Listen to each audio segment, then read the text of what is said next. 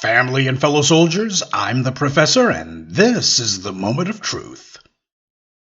I've been asked to give my analyses of the Mississippi bill that aims to create an artificial new district inside of the state's capital of Jackson. There's also another political incident recently that I meant to comment on, and I think I can kill two birds with one stone. Normally we discuss cause and effect, but in this case we're going to deal with the effect first and then the cause. Now, for those of you who may not know, the Mississippi State Legislature, in their latest bit of racial skullduggery, is plotting to segregate the capital city of Jackson by declaring a part of that city to be a new district. Now, this new district has been drawn up in such a way as to encompass almost all the white citizens in the city, and they would have their judicial matters presided over by a group of unelected judges who are chosen not by the people, but by the white state lawmakers themselves. And they will greatly expand the jurisdiction and the authority of the Mississippi State Capitol Police, who are among the most violent and lawless gang of state-sponsored thugs in the state. And that's not all. The Mississippi State Senate has also passed a bill to establish a so-called regional governing board for Jackson's water system, even though the city already has federal oversight on that. And of course, the board will be appointed by state officials, not the people who live in Jackson. This is verbatim what Republicans did in Flint, Michigan, you'll recall, with their so-called emergency manager law, and we all know how that turned out. The white legislator who came up with this scheme doesn't even live in Jackson himself. He lives over 150 miles away. The Mississippi State Constitution says that judges have to be elected, but he said, well, not all the judges have to be elected. That's supposed to be his loophole. Now, the good old boys had no problem with the judges being elected by the people, that is, as long as whites were the overwhelming majority in the state, and certainly the majority in the state capital of Jackson.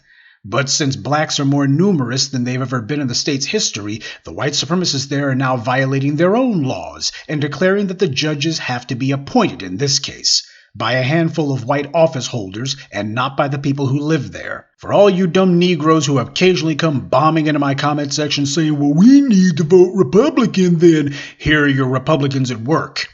Yet another GOP extra-legal takeover of city government in a black municipality. Rather than declare that the black citizens can't vote, they're instead going with the strategy of just declaring that black government officials will have no authority to administrate anything. Now, the lie that the right-wing racist who came up with this scheme is using is that they need to make this district in order to fight crime in the Jackson area. Only problem with that lie is the area that they're proposing to turn into a new district is among the safest in the entire city. It's an area with shopping centers and several neighborhoods that are predominantly white, so clearly this isn't about public safety. That's why the judges who are going to be administering court cases there are going to be appointed from outside of Jackson so that they can have the best and brightest running the judiciary in this new artificial district. Gee, if this is such a great idea to appoint judges as opposed to electing them, then why didn't the white GOP lawmaker who came up with this scheme do that where he lives? Oh no, where he lives, he demands that he be able to choose who the judges are.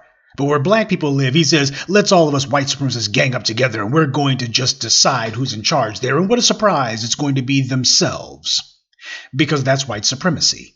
They don't believe in living under the laws they write. As I've said for over a decade, they didn't write the laws for themselves. They wrote them as a means to control black people. Now, this bill has already passed the Mississippi State House and is expected to pass the state Senate. And what is the Mississippi Legislature's so-called Black Caucus doing while all this is going on? Exactly what the Congressional Black Caucus does. Nothing. The Mississippi Legislative Black Caucus is busy singing songs because that's what you do whenever you're facing a threat. You don't try to fight it. Instead, it's time for choir practice. They're just trying to present themselves to white power as totally unthreatening. These Negroes love to brag that they're in the State House when they go to church or wherever else. To them, they're social climbers. But how much good have they been doing black Mississippi?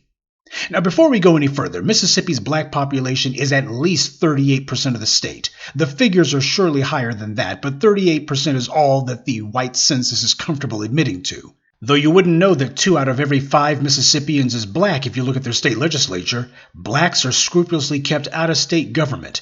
And the Democrats have allowed this to happen for decades. Both the major parties play off of each other when it comes to subjugating us. Republicans are the ones who carry out the blatant anti-black policies, and the Democrats are controlled opposition whose job is to keep you and me sitting on our hands because they tell us they're going to fight for us. But of course they never do because that's not their job. That's not their purpose. The state of Mississippi hands out millions and millions of dollars to white cities and even interested white individuals simply because they ask for it. Don't believe me? Ask Brett Favre about that. He can tell you all about getting millions of dollars from the state. But when it comes to black cities, the now governor of Mississippi, he ran on a platform of denying Jackson the funds they were requesting. That was his political platform, that he was going to run against black people in Jackson. He ran on an open platform of denying Mississippi citizens the benefits of their own tax dollars, and that he would do it based on race. See, you have these white supremacists like that punk at Howard University I told you about last Friday who push the white right-wing lie that it's black people who look to the government for everything and black people need to stop looking to the government. Well, what do you see white Mississippians doing right here? Same thing we see in Georgia, Florida, and so many other places. They're relying completely on the state. When there's something they want, the first thing they start doing is looking for a government official to give it to them. They're not relying on private business or community organizing. They're 110% relying on government. And these white supremacists who run these states have openly said that they will only put resources into white areas. This is why black cities are poor, because they're kept that way as a result of a blatant open racial policy of selectively impoverishing black areas of the country. Not because I said so, but because the racists who run these bigoted backwaters say so. And they know this. The MO of the white supremacist is to lie and deny. That's their entire strategy. Lie and deny. They live off of the public dole. They owe their entire existence to the government. And then they tell black people that we're the ones who always look to government for everything. Now, this blatant racial takeover of Jackson is, of course, causing a furor. But what I want to know is, what are the Democrats doing about this? Nothing. Same way they did absolutely nothing in Michigan when Republicans took over Flint through an unconstitutional law. President Obama was in office when it happened, and he went to Flint himself in the wake of the water poisoning crisis that occurred there. And what did he or his black attorney generals do about it? Nothing. There was a so-called investigation, but as we knew, nobody was actually going to go to jail over it. Obama himself only did a photo op, claiming that the water in Flint was safe to drink. Oh, and vote for Hillary, by the way, because you need to secure his legacy. He didn't prosecute anyone. Democrats got back control of the Congress when Biden was elected. And how much money did the Democratic Congress choose to send to Flint, or Jackson, or anywhere else? When it comes to black people, they just never seem able to do it. But they have no trouble sending millions and millions of dollars to white areas, the same people who claim that they don't look to the government for everything. And that brings us to the second reason that this is happening. Right next door to Mississippi, you have the not-so-great state of Alabama. And the capital of Alabama is Montgomery. And the mayor of Montgomery is a guy named Stephen Reed, who was recently caught on audio saying the same things that these bootlick puppet politicians say when they think no one can hear them. Don't ask me, I can come smile. I don't have to do no goddamn work. Okay? I don't have to do no work systemically, and I'm going to be fine. And guess what? I will always get 38 to 45% of the white vote. If I get 30 to 45% of the white vote, I don't have to damn get the black vote I got this past election. You got a black city, that's great. You can have all black everything. And guess what? You won't have green nothing. The white money thinks that you are looking after their they will take their to Prattville, they will take their to Pike Road, and you won't have it. So what I'm gonna tell Karen when I meet with them, don't ever tell me that I'm on TV. Every time I'm on TV, I get somebody from New York or LA calling about how can they invest in he's going to invest in Montgomery? You think I expect the descendants of Confederate soldiers to invest in Montgomery? Beyond what's good for them. They give you some charity. They give you some charity. Okay? They do that. It's nice. Okay. They do some little nice over here, Valley Cross, or on the board. Okay. Right. But now, are they going to really invest in systemic change? Hell, no, they're not going to invest in it. Right. So don't ever mix up what I'm doing there. There is a you haven't seen a scientist as diabolical as me because no one has come into this with what I have. You get that? He said that he doesn't have to do anything. And since Montgomery is over 60% black, when he says he doesn't have to do anything, he means he doesn't have to do anything for black people. He doesn't have to do any work systemically, he says. So all you Negroes in Montgomery who are wondering why systemic racism is still plaguing you, it's because your mayor says he doesn't have to do any systemic work. In fact, as he put it, he doesn't have to do any G-damn work. Which perfectly explains why he's not doing anything for black people in Montgomery. And just to make sure that people got the point, he said that he will always get 38 to 45% of the white vote. He's just so sure that those white supremacists in Alabama love him that much. And why? He told you himself. He's looking after their interest. They are his priority. White power demands that black people be kept impoverished, and that's what he's doing.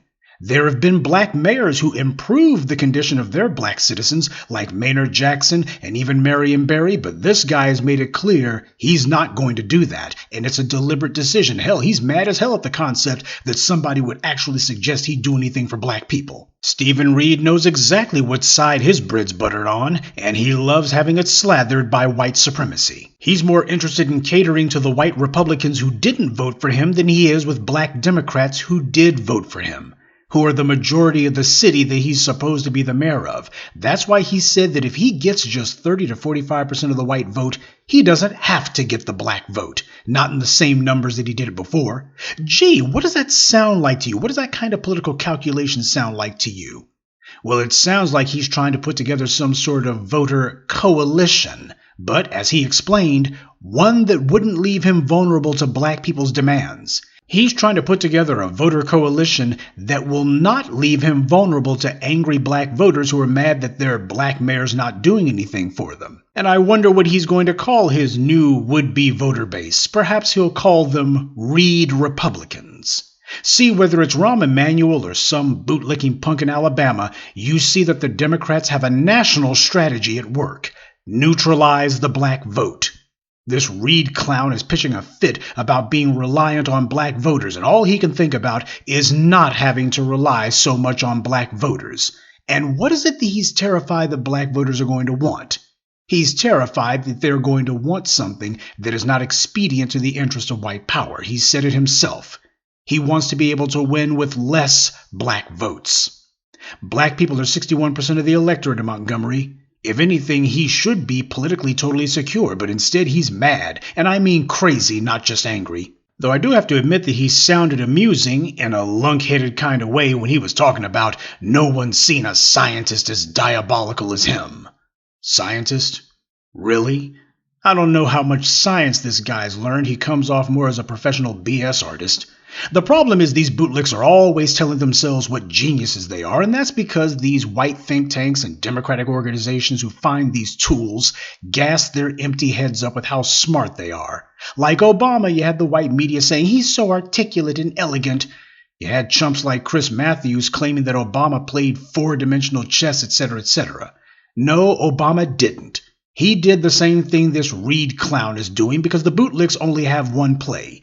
Keep white power happy, and they always do that the exact same way, by systematically continuing to deprive black people of resources and reassuring white power that they'll make sure they continue to be funneled all the resources exclusively to them. Do you think that this Reed clown has ever gotten this worked up about racist white lawmakers in the state denying Montgomery funds? Montgomery is the capital of Alabama, just like Jackson is the capital of Mississippi. Alabama's right next door to Mississippi. When the good old boys in Alabama's state legislature decide to do like Mississippi and start nullifying elections in black areas, does anyone think that Mayor Stephen Reed is going to fight them? He's simply trying to climb the political ladder, and that means he has to keep moneyed white interest happy, the people who he's hoping are going to donate to his campaigns when he tries to run for higher office. And we know that's what he means because he made it crystal clear that's what he wants. This guy makes it clear he has total contempt for the very black citizens who voted him into office. This guy is a Democrat, but he talks about black people no differently than any white racist Republican in Mississippi, West Virginia, Texas, or anywhere else. He has nothing but contempt for black people, even though he is one. And Democrats choose him to be their stalking horse precisely for that reason. These are the kinds of backroom conversations that the Keisha Bottoms and the Karen Basses and the Sylvester Turners and the Barack Obamas have with these Democrat Party bosses. You have to pledge to the bosses that you hate black people as much as they do, and that you'll never do anything for black people. That's the only way that they'll make you their candidate for office. This is the kind of talk they do when they think we can't hear them. Why is it that the black members of the LA City Council, or the California State Legislature for that matter, didn't do anything about those racist Latino members plotting how they were going to shut black people out of all arenas of the city? For the same reason that your black Mississippi Legislative Caucus never seems able to do anything for black people. For the same reason that the Congressional Black Talkers never do anything for us. Because as they see it, they have all escaped being black as soon as they got the pat on their head from Democratic power. When the Democrats put them in public office, they figured that they had escaped being black. And as they see it, their fate is no longer tied to the black masses. They're not like us. They're going to have a different destiny no matter what happens. Black people as a group could go extinct, but the Stephen Reeds and the Barack Obamas, they think they're going to be just fine. As they see it, they've found a comfortable, safe place under white supremacy, and they will fight against our interest and serve up the entire black community as a human sacrifice if it keeps their new masters happy. This is why we see these white supremacists from coast to coast going on these legislative rampages like this. Why shouldn't they? The white supremacists feel they have nothing to lose at this point, but they also feel like nobody's going to punish them for their behavior. But that's only true if we do nothing. We cannot do as South Africa did and allow those who carried out these racial attacks to simply go back to their old jobs and positions after their plots fail, as if everything is everything. Democrats are not interested in black empowerment. They are opposed to it. And they're not interested in achieving civil rights, whatever definition you may choose to use for that term. They're only interested in appearing to fight for civil rights, though mostly it's black people doing the fighting, while the Democrats sit back and say, vote for us. In George Orwell's classic dystopian novel 1984, the plot revolves around a fictional ongoing global war between three world powers. Britain is run by a malevolent totalitarian regime, and the people are told that all that matters is defeating the enemy. The people are told that they've won battles against the enemy and that their country's making progress in the war, even though the war has gone on for as long as any of them can remember. They're making progress, according to the party, but there's never any evidence of it. The war just goes on, as does the oppression.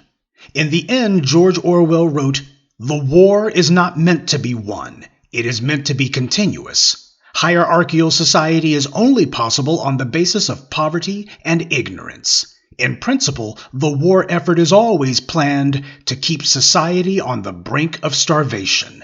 Its object is not the victory, but to keep the very structure of society intact."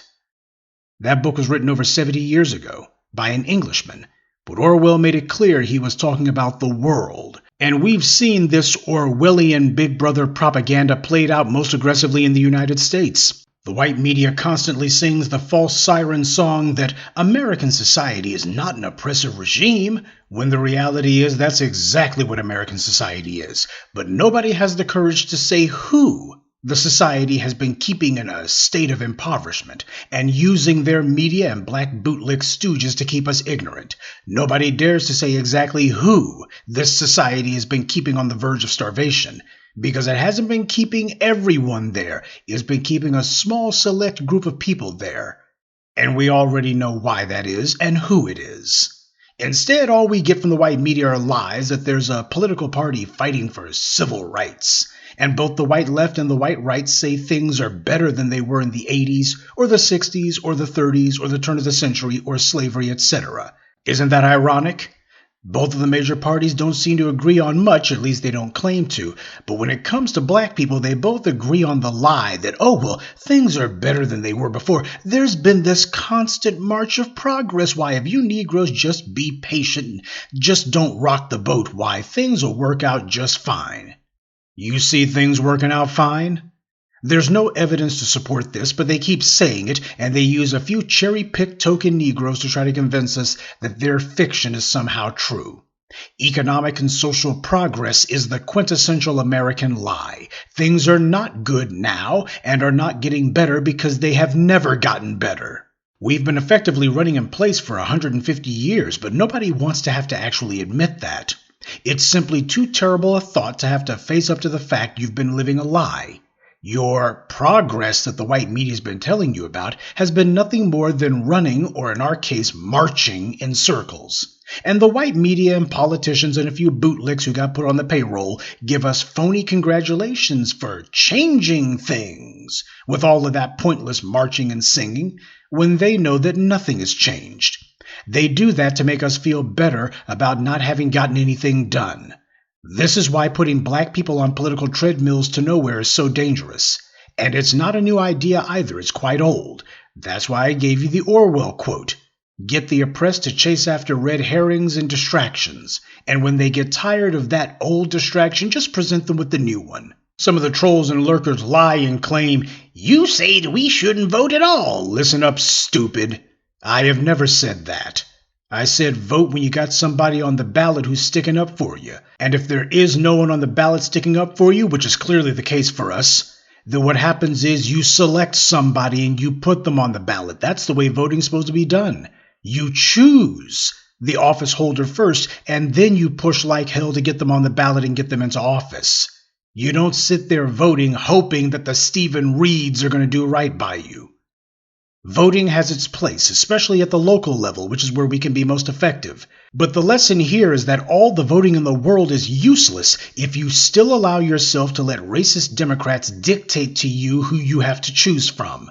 The problem in Montgomery is the same problem black people have in Jackson, D.C., and everywhere else. We have not been choosing our own leaders. White power has chosen them for us.